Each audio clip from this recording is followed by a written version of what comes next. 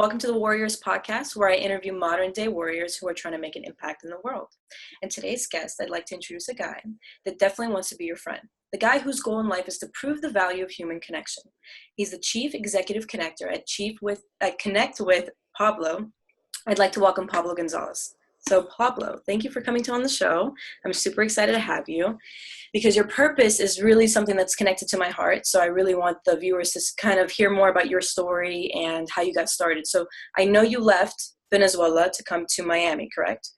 I did. I left as a young kid with my family. So can you go a little bit more about that? I would love to hear, just that story is amazing. Yeah. Oh man, I first of all, thank you very much for having me on. Like I appreciate any audience, any platform to speak to people, add value in any way I can. So that's what my goal here is today, to see if I can add a little bit of value to somebody that's listening to this, to you, to anybody's life. It's my goal in life. So thanks. I really appreciate the opportunity. Have you on. I like to introduce myself by, but I generally tell people that my first couple of memories are all about being an outsider and trying to find my way in and how that shaped my life. And by that, I mean, I'm by far the most American person in my family. Mm-hmm. We left Venezuela when I was about 2 years old. We moved to Miami, and my first real memory is walking into my preschool class, knowing that I'm the only kid in there that didn't speak any English. And I already was the youngest in my brother and sisters. They already knew English, so they already used it to tease me. So I went in there really, really self-conscious. Mm-hmm. And that memory kind of stuck with me. And a couple years after that, luckily at that age, you're a sponge. You learn language really quickly. There was one kid in the class, Jose Garrido, who became my best friend. That was the only one that spoke Spanish. And learned English relatively quickly. And then like a year and a half later, we moved to Spain. Mm-hmm. And my parents put us in this British school in Spain, where I walked in pretty confident thinking that I knew Spanish and English, but the dialect in Spain and the British English was totally different than anything I knew. So once again, really early in life, I walk into a scenario where I walk in and all of a sudden I have no idea how to communicate. Mm-hmm. And it kind of marked me, right? From there on out, I've always been obsessed with how I can instantly connect with people and find a place of belonging. And it served me really, really well. Like already from a young age, we started traveling back and forth between Spain and Miami and Spain and Venezuela to see family. And by the age of 6 or 7, I would ask my parents to sit by myself because I wanted to make friends with the person next to me. And, like a 6, 7-year-old kid, this is a 8-hour flight, in-flight entertainment. You can imagine being an adult walking in, looking next to you and thinking, oh my God, this is going to be the worst thing ever. Right. And what ended up happening was that I would figure out a way to befriend them and start a conversation. And at some point mid-flight, somebody would buy me a Toblerone. So as a kid, I just realized that being able to communicate with people and having that relationship and understanding, at that point it was, okay, an adult has money, an adult has access to things, I could get my way. And as it's evolved in life, it's gone from how can I get what I want to, well, what I really want is to connect with more and more people. And I realized that it's just by being of service. But early on, I realized that this ability to connect with someone relatively quickly is a way to open doors and to achieve the things that I want. And that's been what's essentially gotten me everything that I've ever been able to achieve to an inordinate amount. Because I like to tell people that I don't like to tell people. I actually just kind of got comfortable telling people about a couple of years ago that I used to be really ashamed of my work ethic. And I've had a pretty good career in Fortune 500 as an entrepreneur. I've accomplished a lot of stuff. I always look around and I look at my network of people and I've always just been like, man, all these people have worked way harder than me.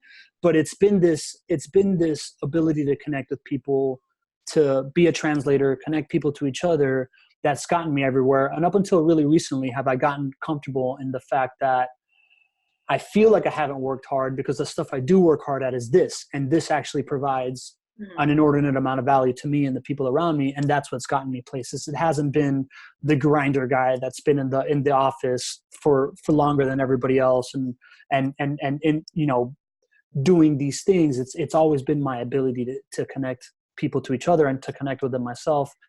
And at the core of it is that I'm genuinely fascinated with everybody I meet, and I find a way to see what their superpower or their super value is to the world in a way that's usually better than they see it themselves. And the ability to relay that message and relay that to other people has been what's gotten me places.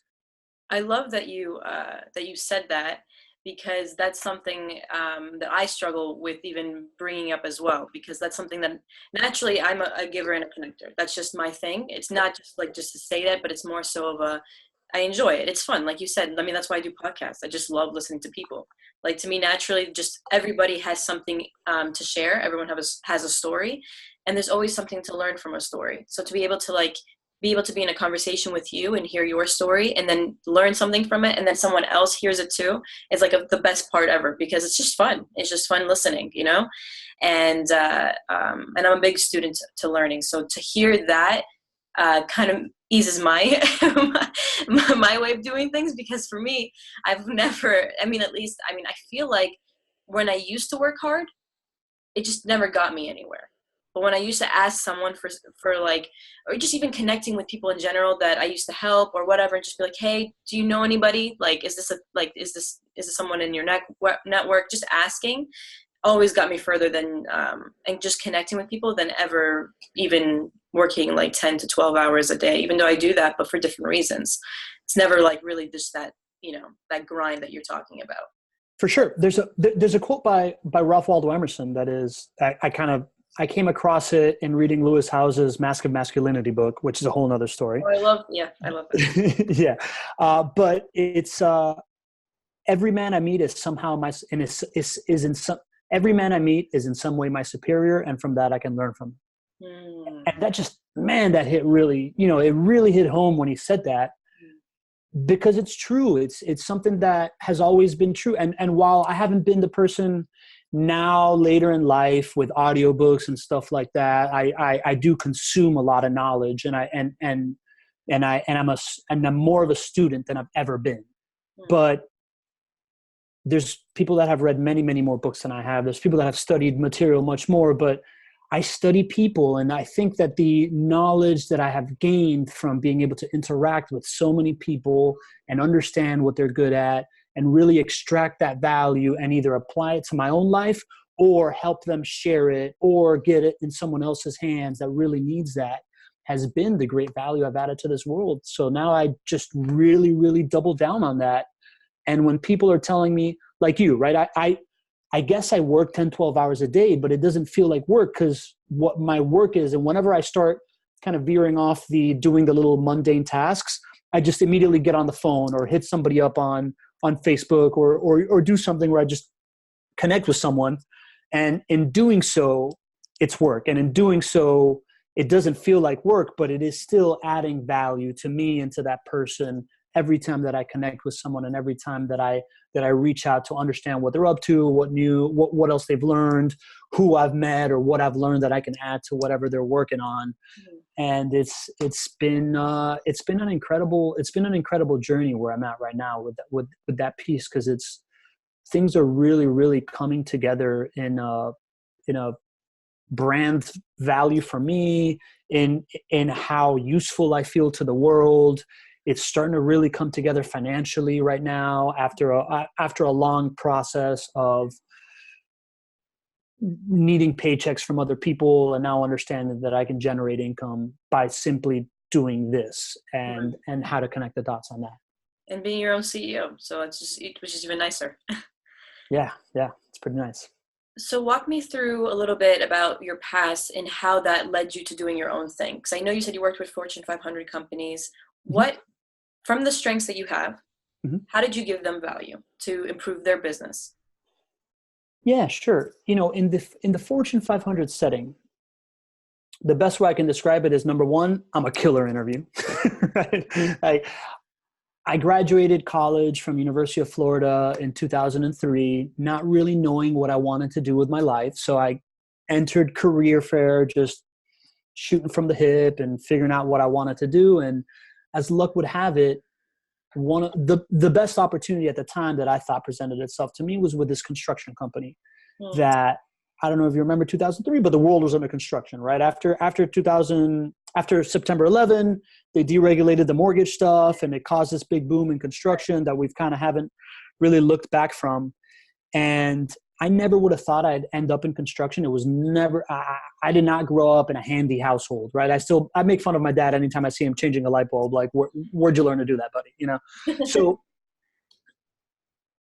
but in walking through the career fair, I ran into a friend of mine that was in construction. I hadn't seen him because I studied abroad the day before. He introduced me to his boss. I got this opportunity to get into this executive and training program for a Fortune 500 builder that was growing really, really rapidly and needed to build this all-star bench. I took it. I knew it was going to move me around a little bit. And I liked that because I was kind of done with Miami at the time. And I thought that if my job was going to move me, then my mom was just going to have to be cool with it, right? So it started me in Miami, and I went to work with this guy he was a super old school guy that worked his way up from installation installer to regional manager in this Fortune 500 company after a couple of acquisitions. And again, it wasn't my work ethic. It wasn't my ability to prove to him that I was there learning to install insulation. It was my ability to relate to him. It was my ability to relate to not just him, but to relate to the installers, to relate all the way up and down the chain, that I think is what he realized saw a big value in me. So he just moved me through the movements of, I had to understand the production side of things. I had to understand the AR piece. I had to understand the business development thing. And I don't think I really excelled at any of those things early on because I was just kind of absorbing everything. But I think he saw in me my ability to communicate and my ability to connect, and the fact that I could create a bond with the guy that was installing insulation at, $9 an hour, just like I could create a bond with the VP of HR that put me there, like I could create a bond with him. And as luck would have it, he was another super connector kind of guy, which I don't think he even realizes how good of a super connector he was. But he's this old school gritty guy that talks like this, Dave Feeney, and he tells great stories. So, he always has an audience. Right. And as luck would have it, in one of these national managers meetings, he was just talking about, his mentoring training, Pablo, who this and that, and stories that I was getting into. And the VP of the West Coast heard about me. And originally I was supposed to only stay in the Southeast, but that guy immediately hit me up and said, meet me in Orlando for dinner. So I drove from Miami to Orlando. I went home, showered, drove to Orlando for dinner, met him at 7:00 for dinner. And by 10, we probably were about 4 scotches into it with him. And by, 11 days later, I was living on the West Coast. I had never been in California, anything like that. And it was just my ability to connect with him and show how my story is valuable and how I can use that in ways. And that was really a big defining moment in my career. And by 25, I was running a $15 million business as the division manager for Orange County, California, living in Huntington Beach, like 3 blocks from the ocean, where I learned to surf, which has changed my life forever. And I had 120 employees. And from there on out, my momentum was just set in that company, and every opportunity that arose in that company, I just felt very comfortable in just walking up to that VP or whoever got me there to say, hey, I want to be a part of this. When that company owned Behr Paints, and they wanted to start a contractor's production branch of Behr Paints. Nobody had ever done that. Behr has always been a consumer brand sold through Home Depot. I volunteered myself, and they were just like, all right, man, this guy asked for it. He's got it. So started the first paint production in 350 branches of that company. Later on, they developed this like high performing home program that would guarantee the energy use in a house and would guarantee the comfort in a home. And when GE found out about that, they're like, what you guys are doing is green. And what we want to do is this like eco imagination green homes program where we could save all these trees and all this water and all this health benefit. When I heard about that, I was like, finally something that I care about in this industry, right? Like finally something. I've always been a sustainability guy, walked up and asked for that, right? And that led to me becoming a green building expert, which then in 2008, when the world ended, I was able to take that skill set and start my first company. So, within the Fortune 500 realm, it's very easy to just try to put your head down and be like, I just want to be noticed for my work. But it's much quicker to get noticed by your ability to communicate with people and to ask for stuff and to prove to people that you're up for a challenge and this is how you would do it. And if you can work on your communication skills and your ability to connect, then that door is always open to do it. So 2 things. You said something very important, so I want to highlight that. One, you were able to connect with someone who is, let's just say, like in a higher position than you, that got you to going to the next move, whatever you wanted to do next. And then you asked for many things in the process. So it's 2 things that are quite hard to do for many people, you were able to do. So walk me through, because there's a lot of fears for people who want to connect with someone who's at a higher level than them. Because it's easy to connect with people who are in the same, like, let's say you're a small business owner, you're connecting with a ton of small business owners. That's easy because you're speaking their language. But how does one connect with someone who's higher than them in many ways, in a higher position, in a high, let's say just doing way better than you in their business? How are you able to just remove that from your mind and just be able to connect with them on a certain level where it's just you and them? There's no difference. There's no barriers. That's a great question, because until I told the story to you right now, that aha moment of how valuable it is to connect to people above and below you, and I think of it generationally, right? Like I know that we're talking business, but all this stuff to me is a personal matter, right? Like to me, it's literally just I want to be friends with everyone. Like the way you introduced me, I really want to be friends with everyone. So. And that aha moment came later in life. But I think back at it, and in my job interview, this was like a really, really, rigorous job interview to get this position. It was a highly competitive position. One of the things they asked me is, you're here in this boardroom talking to all these execs, you can talk to us. How do you feel about your ability to connect with your employee? Right? So executives and people in power that have this in mind, your ability to talk up a level and down a level is very, very important in your ability to execute.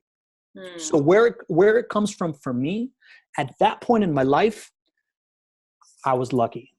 I grew up in a house where my father was always a CEO, and I've been surrounded by CEOs and high-powered people my whole life. And at that point in my life, in my early 20s, I was used to being the young kid that was friends with all my dad's parents. And just like I was on these flights making friends with older people, I knew that I could get what I wanted by being friends with people older than me. It was a skill set that I learned at that point, flying back and forth in Spain, and then just never really went away. And I wasn't very self-aware of the value of it in any way. But what it really comes down to is understanding that we're all people.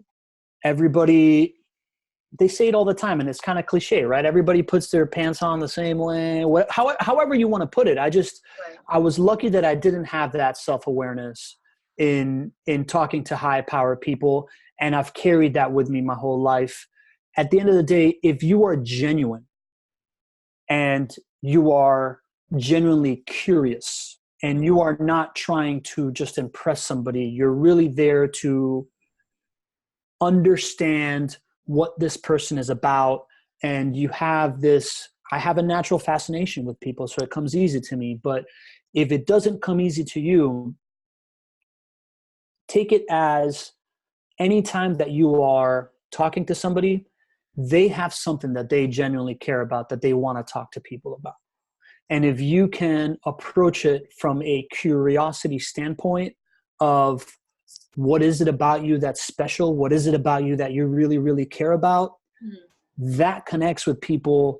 It doesn't matter if you're talking to, Bill Clinton or Donald Trump. It doesn't matter if you're talking to the person on the street corner that's asking for money. Everybody, it is very, very much human nature to believe that there is something inside of you that's uniquely different. And it's absolutely true, right? We are made of number one, a perfectly unique combination of genetics and backgrounds and like heritage, I guess you could say, right? Like the 23andMe, right? Like your genetic code is completely different, and your life experience is uniquely different to absolutely everyone else. So there really is something special inside of everyone. And the more that you can help somebody get in touch with that, the easier it is. For people in high power, they're usually already in tune with that. They know that they're special. So as long as you just address it in that way, as long as you're just like, yeah, tell me about, talk to them like a regular person, and try to get into whatever is interesting to them, not whatever is interesting to you, you'll always be able to connect. And when you're dealing with someone that doesn't understand that piece, then you really are providing value, and you're really, really able to connect. So I don't know if that answered your question. No, it did. It exactly hit the point I wanted you to make, because so many people, it's like when someone's, okay, for example, if you're walking into a networking event, and you're Mhm. thinking, and you're just super nervous and you're super fearful. Someone once told me that means you're thinking too much about yourself, versus really just thinking about the people that are in the room that you're trying to understand and discover, right? And so that itself really just it just shows what your intentions are going into it. You just really want to make people feel special. When you walk out of the room, you want them to remember how you made them feel versus what you got out of it or what they could have got out of it. It's just really just focusing on the feeling. And I think that's your gift in a way, because I wanted to put that one out there, because I think it's very important to address, because many people focus on how they feel before even really just listening to the other person that they're about to communicate with, if that makes sense. Yeah, you're right. You're right. It's really just about being of service. And that's what clicked for me later in life. Because you talk about how it's easy to connect with other people like you. At some point in my late 20s, early 30s, I'm like, man, I'm really good at making friends with a bunch of dudes that like sports that are around my age. Mm-hmm. And it took me understanding how to connect with women, with people much older than me, with people much younger than me. Wanting to do that made me realize that the real key to this thing is being of service. Mm-hmm. And as long as you're approaching it, like you said, right, not how I can get out of it, but what I can give to this person, how I can make them feel like they just felt admired, they felt useful, they felt intelligent, Mm-hmm. then you are approaching it in a way that you can't lose, right? Because it's like the Spartan mentality, right? They go into battle thinking that they're not thinking, oh my God, I hope I don't die. They're thinking, how can I add glory to my Spartan tribe, right? So even if you fail, even if you get killed in battle, you go out on your shield and it's celebrated. So if you approach, and I learned that from Aubrey Marcus, said that at some point in some podcast that I heard. So I don't want to just take that, but if you approach it from that way, if you approach a networking event like, okay, I might go in there and I might feel like a total tool because I'm walking into a real estate networking event and I don't know anything about real estate. But if you're walking in there to genuinely make people feel that they deserve the stage that you're giving them, and the stage can be your attention, the stage can be you have a group of 3 people and you're like, hey, Bill, tell that story about that deal you closed to me just now. That was super interesting. And all of a sudden they have an audience, or you get involved in an organization where you now actually have an audience and you now have a group of people that you can bring someone in and say, I want you to talk to the kids about how you got, successful in life, or talk to my client base about how you do XYZ. I approach everything from the standpoint of what you're giving people as a stage. And whether it is just an audience with me, or it's an audience with people that I know, or it's gathering around the people in the room to then, put them out in front of it and be like, hey, this person's actually an expert in this. Tell us about it. That then you are giving people value, because you're allowing them to give their gift, their uniqueness, their expertise, the thing that they care about, the cause that they want to promote. You're allowing them the opportunity to put that out into the world, and that always has served me really, really well, and it serves other people well. I love that. I love that a lot. I love everything you're saying, because it truly shows how authentic you are and genuine, how much you really care about what you do, which is really important. And I love that. Thanks.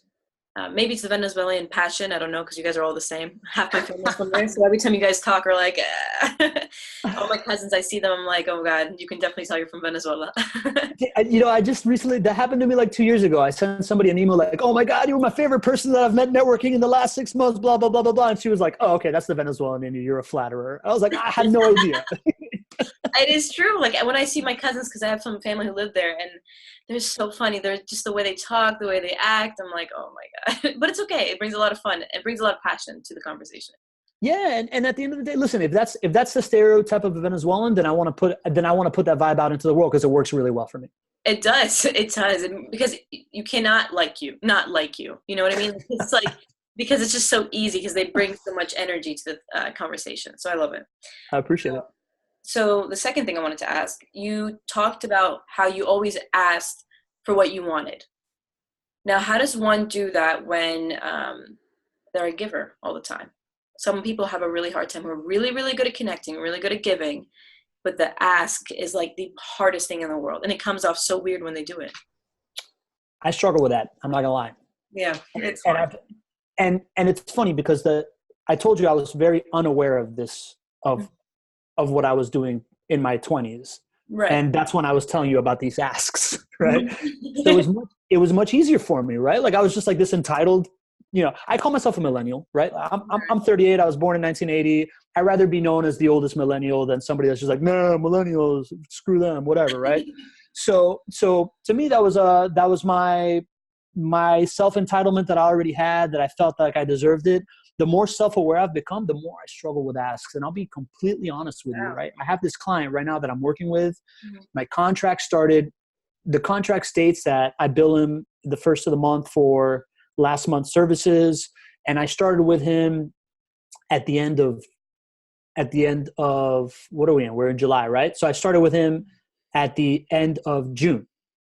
And I'm really struggling with myself to bill him for like the last 10 days of June right now. To just, I really want to just say, no, it's okay. Our contract started in July and let's go. But that's what our contract is, right? So I'm having a hard time handing him that invoice. And I know it sounds silly, but it happens. That's a real thing. So I do find that it's much easier to ask for it when I'm just like, I got this for you.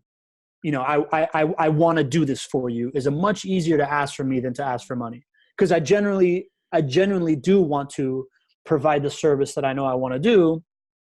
So ask me for an opportunity to do something that I think that I'm good at and I think it's going to help you out is a way easier ask for me than it is, here's my invoice, to be perfectly honest. Right. Yeah. But I like go ahead. Yeah, I was just gonna say, and like the more I realize that, the more I've gotten comfortable in telling people that I feel like I'm a world-class opener and a mediocre closer, right? Like I'm a business development guy, but I'm not the guy that's just like, hey buddy, what's up? Are you gonna give me that contract or what? Like I'm always just the guy that does the shotgun approach of I add value to everybody's life, and at the end of the day, these people want to end up doing business with me. Right. It's a hard thing to do. I understand that. And sometimes I struggle with it too, but I've just found to learn that, if you don't speak up, you won't get what you want, and you have a 50-50 chance. And I don't know. I always look at it this way. If they're not happy with the ask, I use my communication to figure out why. And then I go from there. Yeah. Yeah, that makes sense. So okay. Now that you kind of explained how the human connection works and kind of what tips and tricks you've done in the past just through your experience. Now my next question is what's your why? Like, why are you doing all this? Why did you leave working from someone else and doing this for your own business? What's driving you truly to do all this? Sure. So we really only got into like the first part of my career. The second stage of my career, when I started this green building company, moved back to Miami.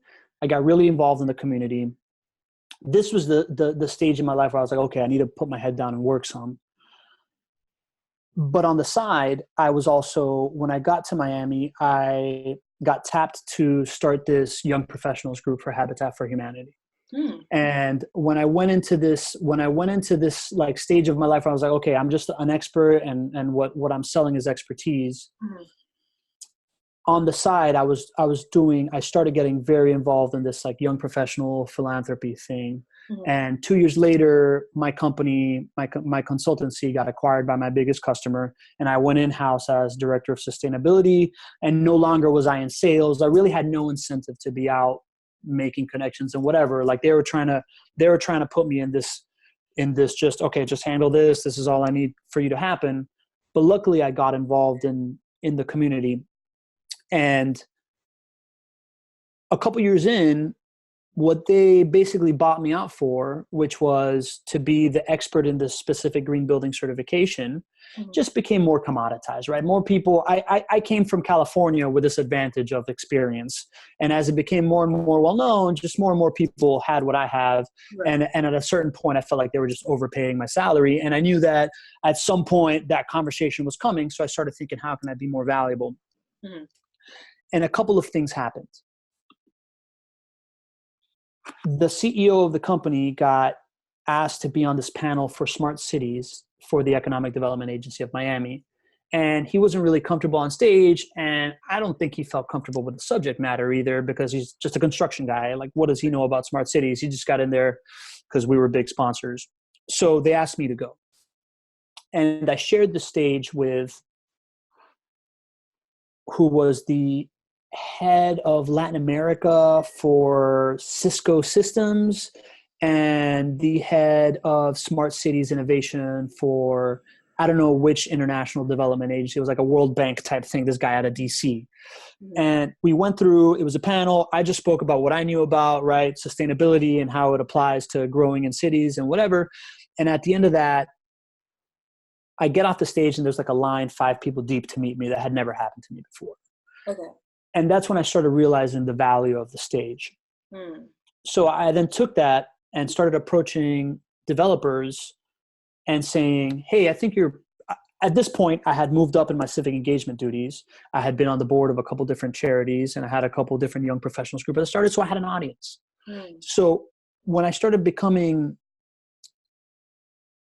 marginally less useful in my company, I started thinking I can leverage this audience based on the stage concept. And I started reaching out to developers and saying, you're developing a project that's interesting to me. This is transit-oriented development. I don't think people know about this. I want to have this event about the future of Miami, put you on stage with a politician on the board of one of my charities, a land use attorney that I know from the Habitat days. This was the first event. And we had this event where I invited my young professional groups to learn about the future skyline of Miami for this developer that was doing this $100 million project. And boom, all of a sudden I'm bringing them in the door to sit down and we get to bid on this project when before we didn't have a chance. So I bring all that up because it was understanding that at some point in life, if you're really, really lucky, your trajectory is always going to be like this. Right. More than likely, you're going to have moments where you're going to feel like what you were originally making your money on, what you're originally being known for, is no longer what you can make money on, what you can be known for anymore, right? And I say that because of the sustainability thing. I say that because I've always entered as an operator and left as a business developer.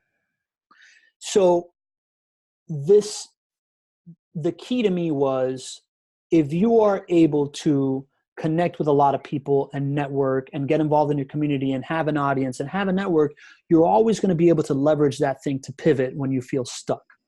So at that point, I was able to evolve into, from green building guy, all right, Pablo, go be a hippie in the corner and make us look good, to business developer, rainmaker.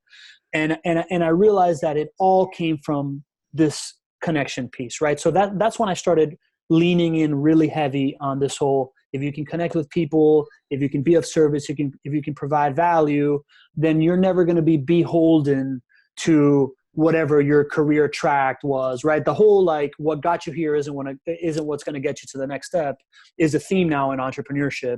And people like Bedros Keuilian and a couple other people talk about that in your entrepreneurial journey. And that's something that dawned on me. And to me, having a network, being able to connect with people is what will allow you to go from what got you here to what you need to get to next. Then the other big thing that happened to me was I thought that the big value I had to the world was to teach people how important it was going to be sustainable, because sea level rise is happening and the climate is changing and humans are affecting it and all this stuff. And I need to save the world because of X. Mm-hmm. What's become very clear to me in being very in tune with all this stuff is that all that stuff's happening. We're definitely having an effect on it, however you want to cut that. But we are way beyond the point of changing behaviors to, we're beyond the point of like, oh guys, we got to slow down, to the point where it's like, no. We need to like stop, reverse, and then invent some stuff, which made me think that what's going to bail us out of that problem is going to be technology. And I'm not a technologist guy. Right. But inevitably what's going to happen, whether it's because of sea level rise and we're going to lose some shorelines and people are going to have to migrate, which is already happening in parts of the world. And we've already seen with the Syrian migration, what a big migration of people does for geopolitics, is the fact that whether that happens or not, we are rapidly densifying, right? Like humans are living longer. We only have this one planet so far until Elon Musk figures out how to put us on Mars. Right. So the key to the densification of the planet and cities and the fact that we're all going to get more and more crowded is going to be getting along with each other. And for us to get along with each other, we need to understand the value of the other. So I pivoted to, I've always wanted to make impact in the world, right? And I thought that this climate thing is the biggest problem that we're going to have. I got to the self-awareness. So it's like, I'm not going to be able to make a dent in that, but I think I can make a dent in, yes, you're going to be much more crowded, right. But if you learn to value the other, then you're going to be less likely to go to war against them. And right. You're going to be less likely to like have all these issues.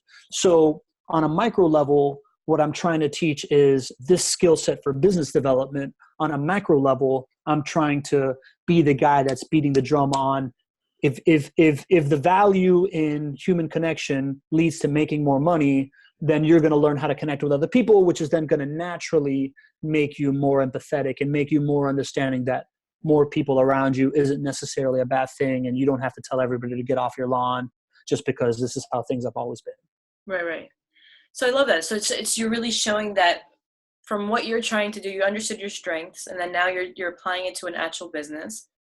Took your passion, made it into a purpose, because now your purpose is really from what I'm hearing, is that you're trying to teach people to value each other in a deeper and stronger level. Almost like, I don't know if you've heard this before, not to get spiritual, but like it's a perspective people have always said, are you a spiritual being living a human experience, or are you a human being living a spiritual experience? And I don't know if you got that, but it's basically saying like, are you going to be looking at people through just what the physical being that you're seeing? Or are you looking at them through their souls? And it's kind of the same perspective of what you're saying. It's because you want people to value each other more, connect with each other more, because then less problems will happen, less conflicts will happen. And most importantly, there's a lot more love and peace, which is what I'm hearing. Yeah. I just want people to get along. Right. So there is this, there's this theory of, I read this book called The Laws of Human Nature, which is, you read it? Yeah, but I'm actually starting to read it. My friend gave it to me the other day and was like, it's really big, but it's good. Yeah, it's big. So that's another one that I got through an audiobook, right? And some of these, and I'm just fascinated by the human condition, or, I like psychology books in general. Spoiler alert, Law 17 is called the Law of Generational Myopia. And it talks about how we're so used to thinking that the generation after us are weaklings. And there is quotes from Roman ages, Greek ages, the Middle Ages, up until now, where it's just like, oh, these new kids coming up, they're weak. They don't know what's going on. I heard it my whole life with millennials. I'm now hearing it. I was talking to a buddy of mine who's 25 years old, and I'm like, yeah, I don't even know if you are. Are you a millennial? He's like, oh yeah, I'm a millennial. I don't want to be that next generation. Those guys are weak. And I'm like, see, exactly. But within all that, they talk about this theory of this Islamic scholar from the 1100s, where he talks about how history has gone in these cycles of 4 stages that correspond to 4 generations. The first generation is the New World Order. It's the world is in chaos. we have to go through this huge struggle and establish these new norms. And there's a lot of pain that endures, right? That's the revolutionary generation. And out of that generation, these big figures arise, the George Washingtons of the world. The next generation is a generation we just lived the struggle. We just went through all this stuff to establish a new world order that works. Let's just all get along. It's driven by, all right, man, just chill on all the individuality. Let's just all agree to these societal norms so that we don't have to keep fighting because we've just lost all these people. Right. The generation after World War II, the generation after the American Revolution, right? The next generation after that is so far removed from the original struggle that's like, dude, we're all getting along. Why don't we all just get ours, right? This generation is driven by individual success, materialism. They forget about the importance of these societal norms. And then the fourth generation is the generation's like, we've lost our way. What's going on? Like everybody's just trying to get theirs. We need a big change. And then the revolution comes again. Right. And if you think about it,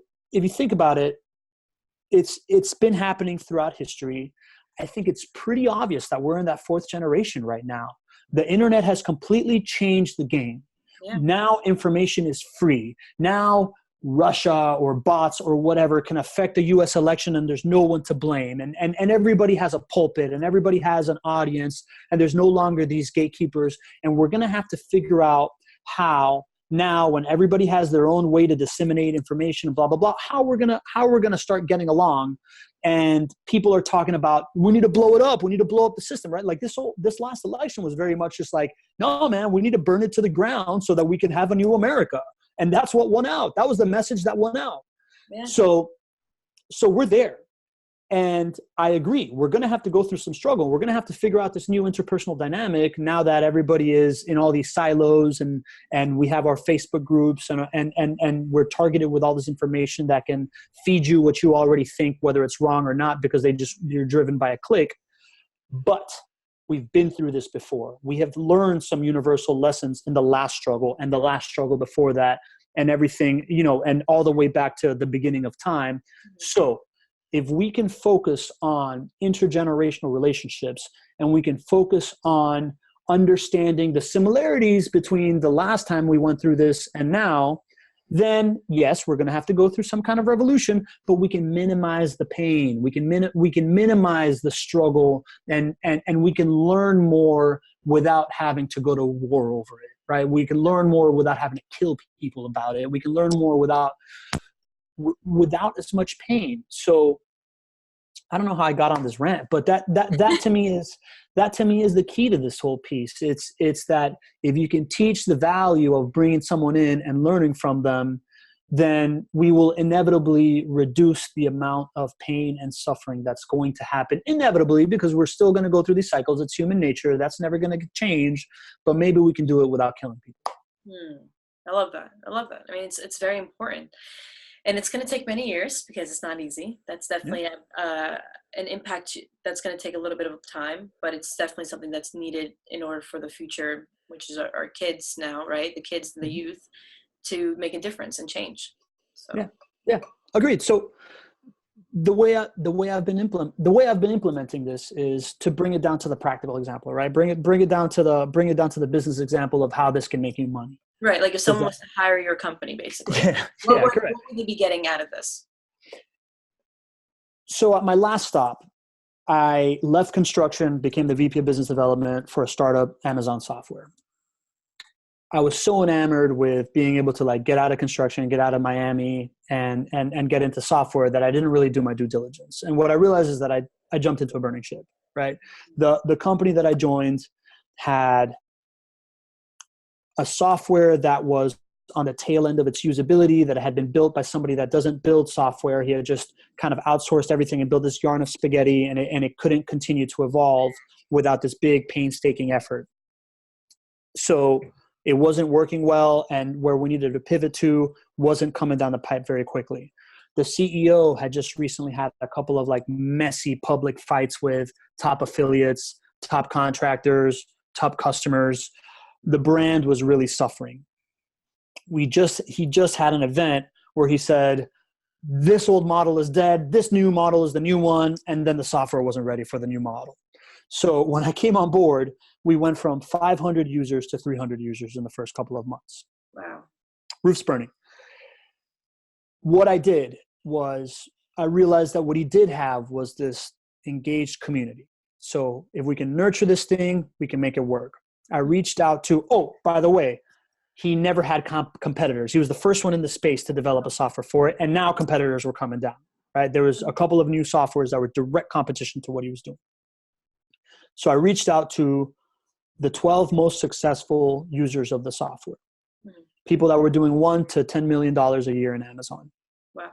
And I said, we're going to start this group where we're going to meet twice a month. And actually the group was going, but it didn't have a direction, right? And it was a pay to play thing. Instead, we chose who we wanted to have on board in order to then build this out for the future. We had calls every other week where me or the CEO would present something, right? Whether it was what we're seeing in the market, what we're seeing in the software, what we're doing in our own store, or where I came into play was, hey, I just read this book about negotiation skills by Chris Voss. Like, this is what I learned about negotiation skills, and how do we apply it, right? And brainstorm it. And then the other piece of the call would be somebody on the call from the group would present what they are struggling with, and we'd go around the table giving advice. That simple. But because one of the things I realized that in this model specifically, e-commerce, the one-person business that does $1 million to $10 million a month is a lonely game. You're just behind your computer. You got a couple of VAs, whatever. They're not your friends.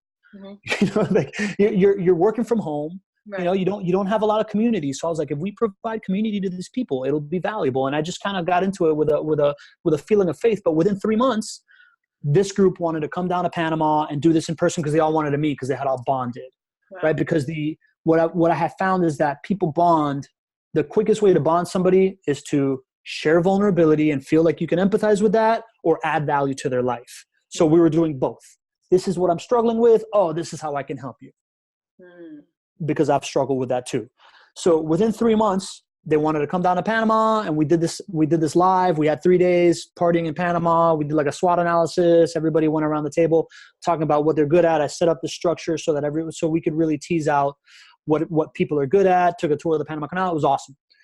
Out of that Panama meeting, we came away with a brand new informational product, a course that we sold for $5,000 to about 11 people. So that was the first windfall from it, from everything that we had learned, that we were doing, and that we implemented from what we learned. Then 6 months after that, we invited 8 of the people what we realized that place was just like, oh, this guy's really good at repricing. Oh, this guy's really good at managing VAs. Oh, this lady's really good in Excel. Why don't we have an event where we invite the rest of the customer base and we put these people on stage to talk about their expertise, and we can have these like co-working sessions. So that was a big financial windfall, and it funded and kept us, number one, we didn't lose our top customers to these other softwares, because now they could leave the software and go use something else, but they're not taking their friends with them. No. Right. So they wanted to stay in their community. We didn't lose a single one of our top clients. Wow. 2, we got a bunch of feedback on how we can better serve our community to make our product better. 3, generated around $150,000 between the course, the event, the upsell at the end of the event. Wow. And this was a completely free thing.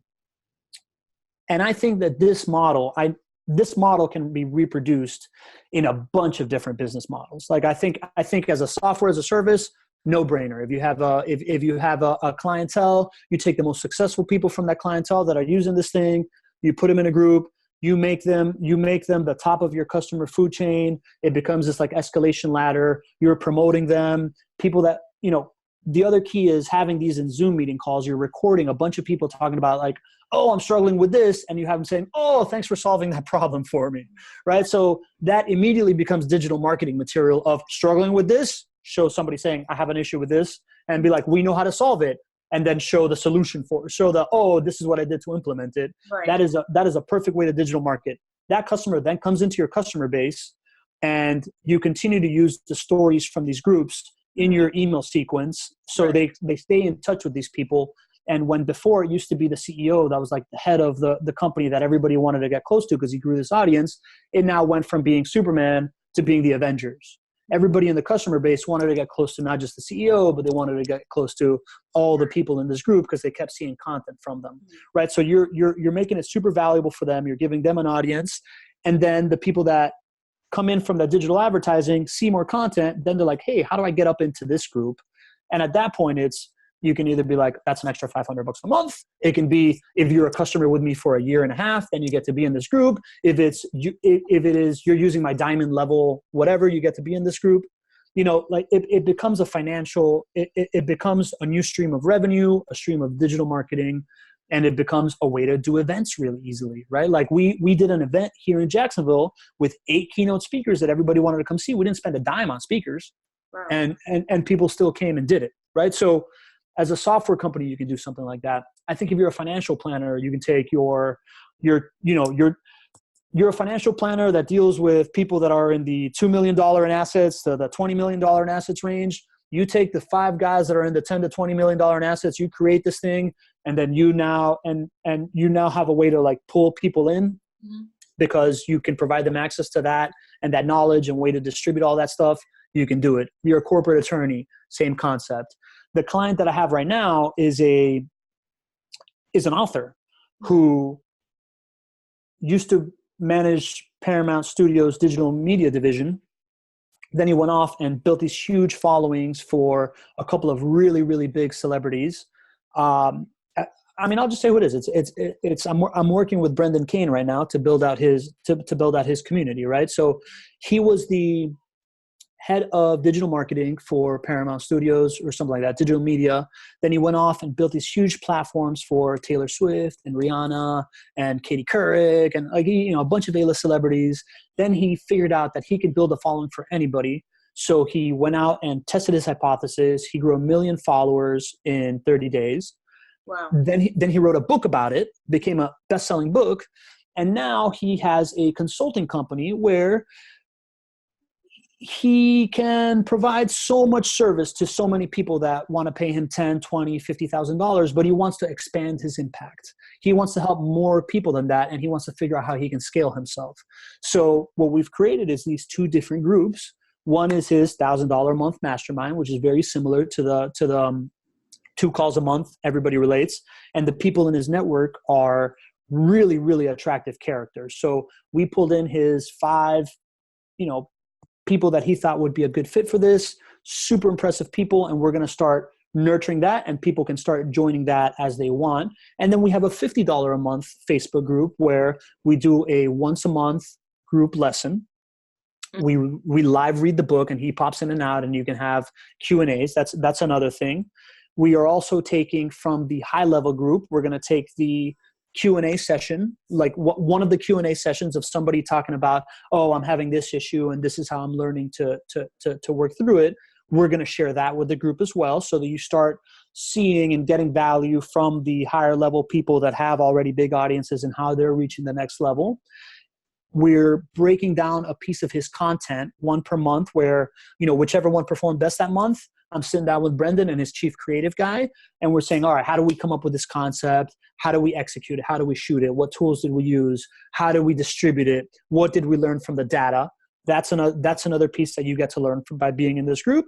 And then we're doing content competitions, right? So whoever produces the best piece of content this month, Brendan will come in and like do a breakdown of it and give you some advice, or maybe he'll share it across one of his like 1 million follower channels, that type of stuff. So it's all about how we can just, at a very low cost to an individual, create extraordinary value by creating a community that can share in the expert knowledge of not just the leader at the top, which is Brendan, but also the couple of other people that are at the top of his customer food chain, and the people that are in the more economical product that are still at the beginning can still get extraordinary value, can still grow from it. And hopefully in 6 months, we're having an event where people can come and, meet the people that are on there. There are speakers. I make no bones about the fact that that's the plan. But I don't have a problem talking about it because I think it's extraordinarily valuable for everybody involved, whether you're in the $50 group and, having access to somebody who wrote the book that you're reading and being able to pick their brain and learning from that, plus being able to pick the brain of the people that are in his high-level mastermind and understand that, and then getting to meet them and getting to see how they're applying these concepts is really, really going to help your business. If you're in the high-level mastermind, you have this increased access to Brendan that you're going to be able to gain from. You get connected to the other people in the mastermind. And on top of that, you now have an audience in this other group that he's building. You get to leverage his audience to promote your cause, right? Like some of the people that we have in this group, one of them is, she's kind of like the Australian Brene Brown, right? She is a young woman that was like I think it's the equivalent of like the Prime Minister of Health for Australia, for mental health for Australia, who's now trying to grow international. She has an amazing message to give. She can now leverage Brendan's audience too, right? So it's just because she gets to be part of this. So that kind of model can be implemented for someone like him who has a book, who's an author. It can be implemented for a SaaS company. It could be implemented for, like I said, an attorney, a CPA. I was just talking to a buddy of mine who's a green building consultant, and I'm like, dude, you can do this, right? Like you can take your top developers that are building green and are really trying to do a good job, not just get this certification, and start nurturing this thing and start sharing information. And then in 6 months, you can have an event that's best practices in green put on by your group that you can invite all of your other customers / people that you want to bring into. I think it's a very low cost, very effective, very, very, very valuable way to brand yourself and grow your audience and increase your impact. Wow. That's amazing. I mean, first of all, it's an awesome client to have. I mean, you're probably doing so much from that and also helping him in return. Must have been phenomenal for you. How'd you, guys, if you don't mind me asking, meet? Oh, man, I'm actually really happy you asked that because I was just talking to my wife about this morning. Number one, agreed. I feel super, super fortunate to have him as a client. I'm super, super impressed by him, his intentions, everybody that he brings around him. I'm super lucky to be able to like learn directly from the, drink from the fire hose, as they say. Right. I met him because of a friend of mine from college. Okay. That I kept in contact with, and what's relevant about this and why I was telling my wife about this, and she's like, you need to start talking about this. This is a buddy of mine from college that was in my fraternity who I think is hilarious. Like I love the dude, right? He's like a young Larry David, just a really quirky, funny, good storyteller. And not a lot of the rest of my friends kept in contact with him. I don't think that they all bonded with him on the level that I bonded with him. And I've just kept up with him. And he also lived in LA while I was in Southern California. And he knew Brendan from early days in Southern California before Brendan became who he is now. And as luck would have it, I've just kept in contact with this dude because I love being friends with everybody. And it's the whole, because I am friends with everybody and because I try to keep everybody close to me. When I started going down this path, he saw me post that on social media about like what I'm doing. And he reached out to me. He's like, hey, Pablo, I don't know, did you ever meet my buddy Brendan when we were out in LA? Because when I was in LA, I connected with him and I hung out with him a couple of times. And I was like, no, I don't know who you're talking about. I was like, I think you should talk to him. I think he's kind of like down the same path of like what you're doing. Because I was just trying to be a public speaker about all this stuff. He's like, he's a public speaker. You can gain some value from that. Let me put you guys in contact. So he sent out an email intro. I got on the phone with Brendan.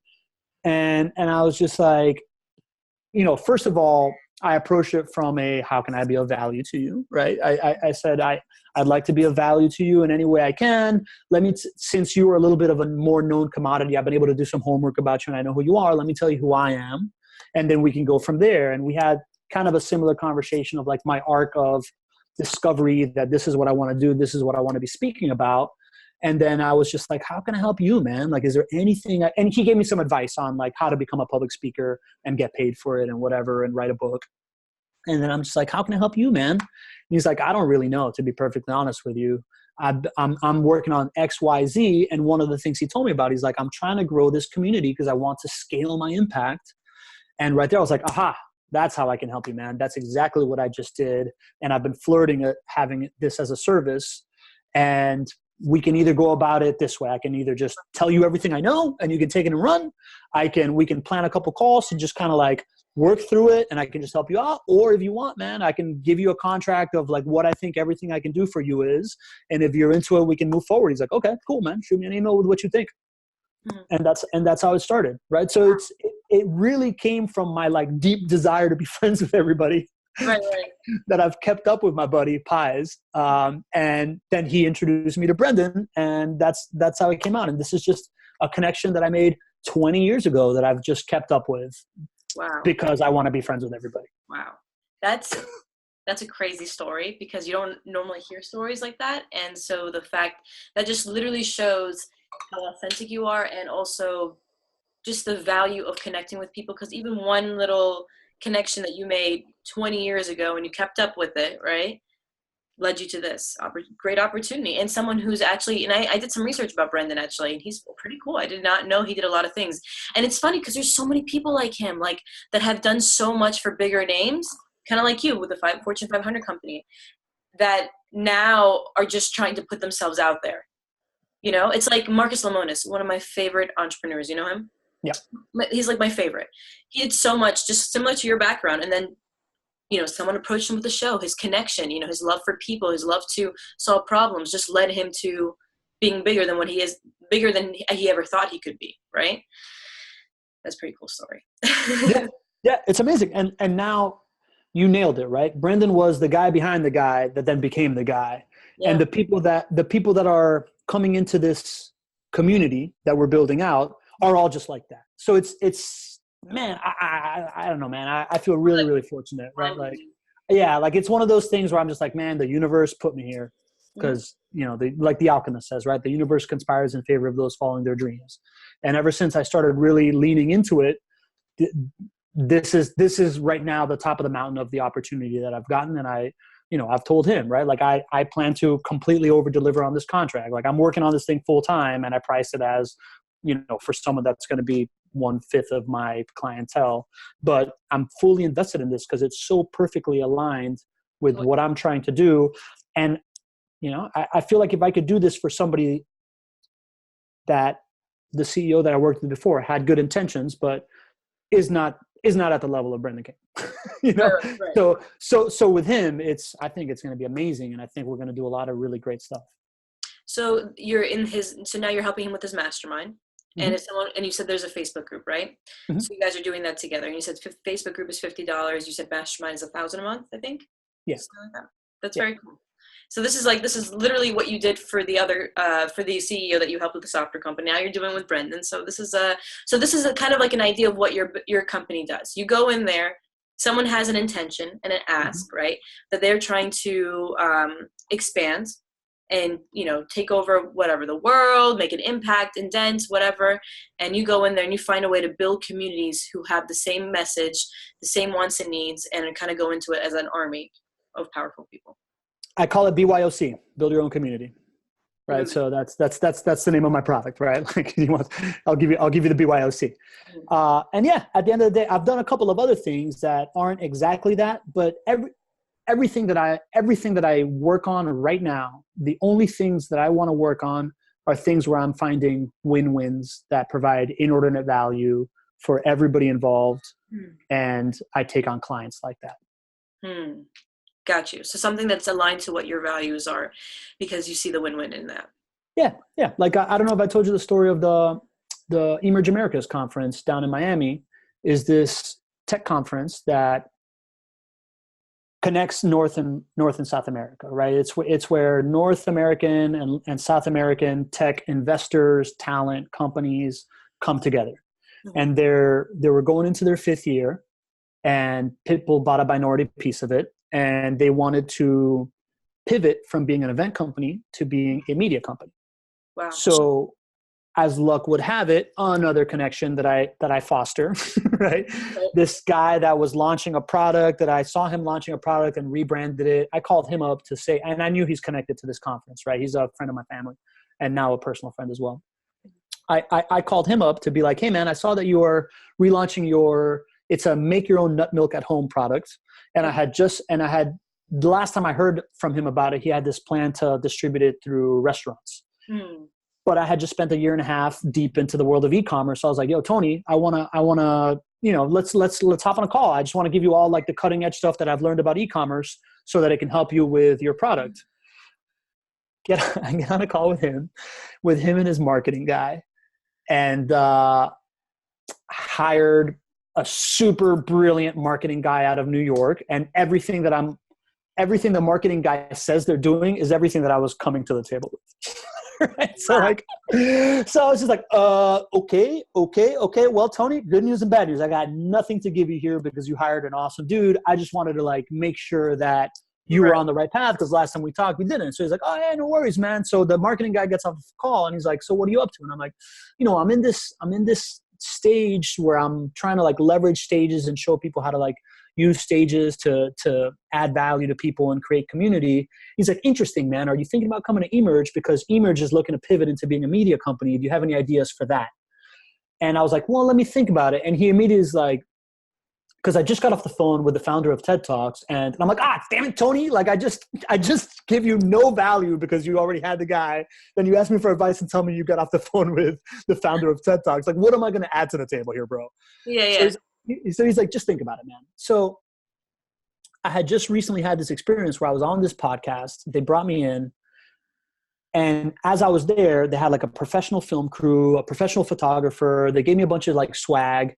And immediately after I got out of the phone, out of the podcast, they sent me these like really high quality pictures of me on a microphone on a set that I immediately was like, oh crap. I changed it to my profile picture, to my headshot, to, everything. And I started thinking, if you're able to interview people and provide them content of them sounding and looking like opinion leaders and experts, they're going to share that stuff.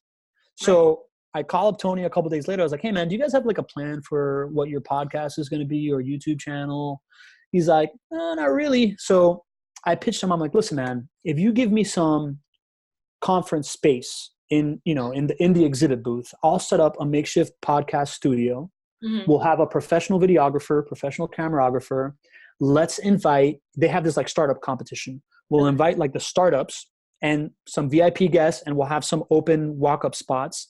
Let's interview people 15, 20 minutes at a time about them, right? We're just about them. I'm going to ask them questions that is going to make them sound like thought leaders, and it's going to make them promote their company with a branded background of the Emerge Americas conference. Mm-hmm. And what that's going to create is pillar content for your podcast and YouTube channel that you can, now have and remarket and do whatever about all the people that come to this thing.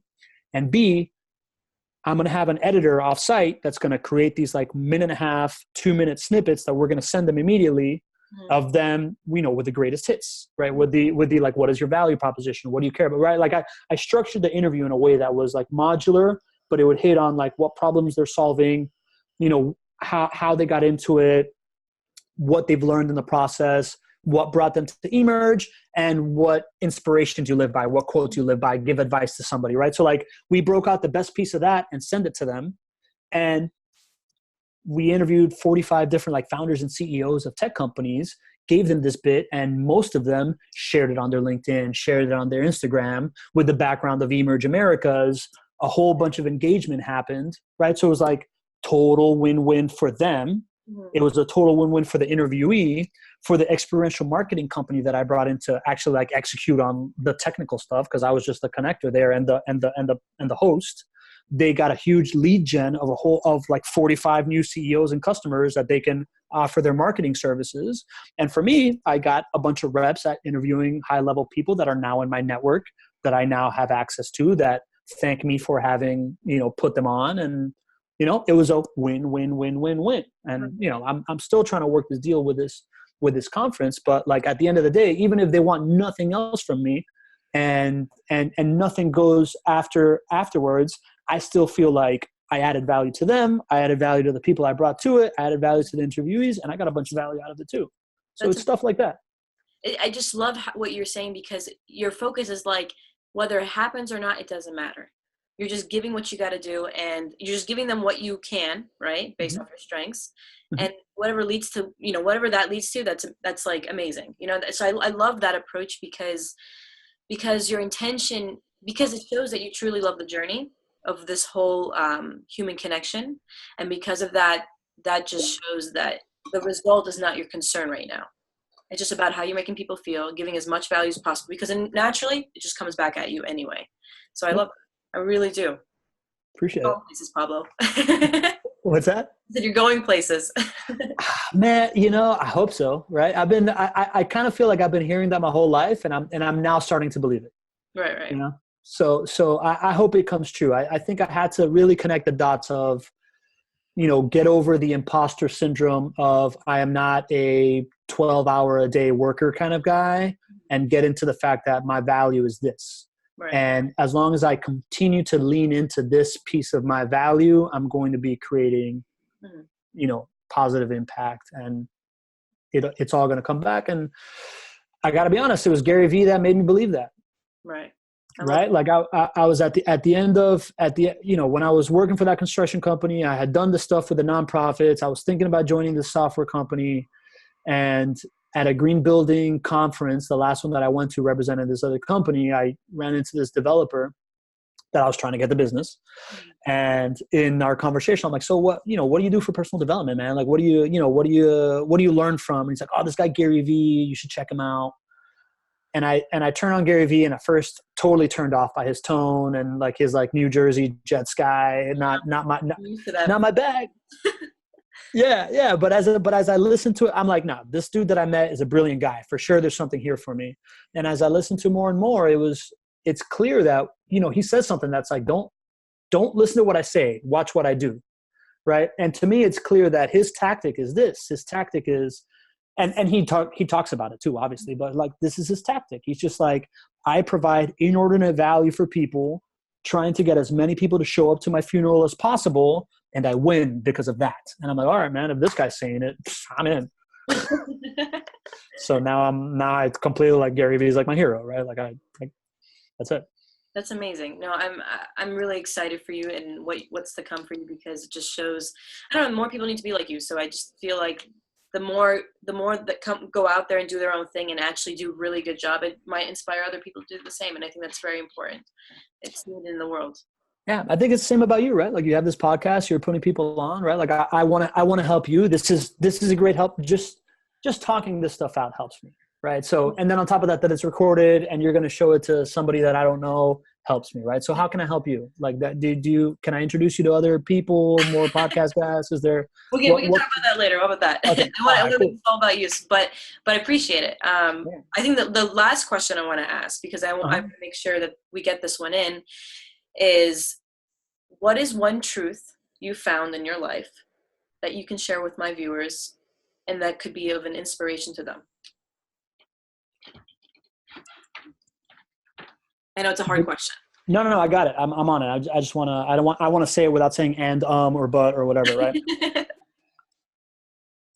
The biggest mistake that people make when they are trying to get their point across is assuming that the person that you're speaking with already knows what you're thinking. Like I said, everybody is completely unique. Everybody has arrived at the point where they meet you through a different path than you. So you need to, if you want to communicate effectively, you have to approach getting your point across not by thinking that I'm going to tell you something, but by thinking that I'm going to enter the conversation that's happening inside of your head. And once I'm in that conversation, we're in the same conversation and I'm sure of it, then I can get you to understand. People all the time they might have the best intentions. They might have the truth inside their head and it is true and they really, really want to help. But they'll tell you something and they'll tell you like 3 or 4 times. Or they'll tell somebody else, they'll tell their wife, they'll tell their children, their coworker, their boss, whatever. And get really frustrated when they've repeated what they know to be true 3 or 4 times and the other person just doesn't get it. They don't value it. They're not listening. They don't care. They don't want to act on it. They don't want to agree with you. This goes for politics. This goes for anything that you're trying to get across. It's your fault if you have a truth inside of you and the person you're telling with you isn't paying enough attention to it. It's not because they're idiots. It's not because you're wrong.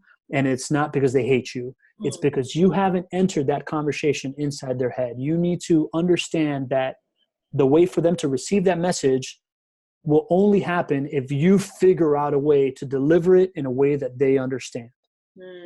Speak their language. Speak their language as well.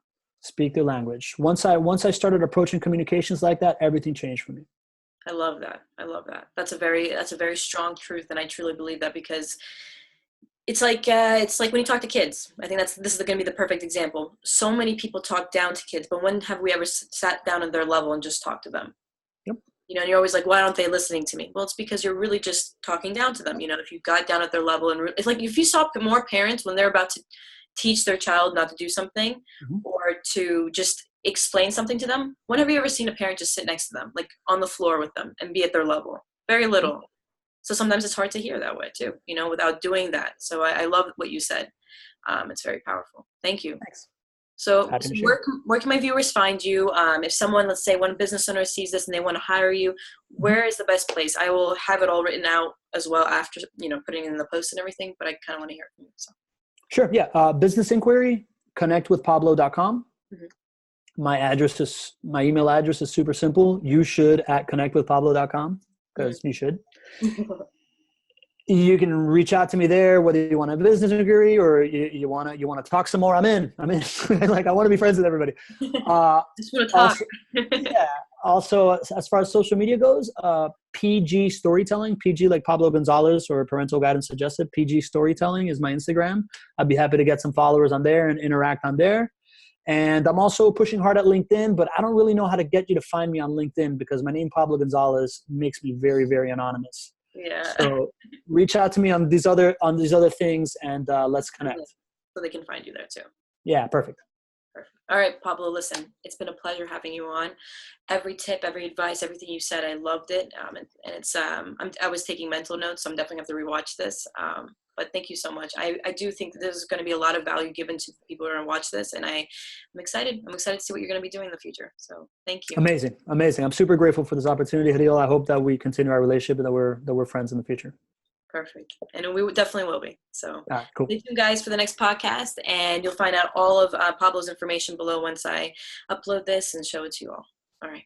Thank you.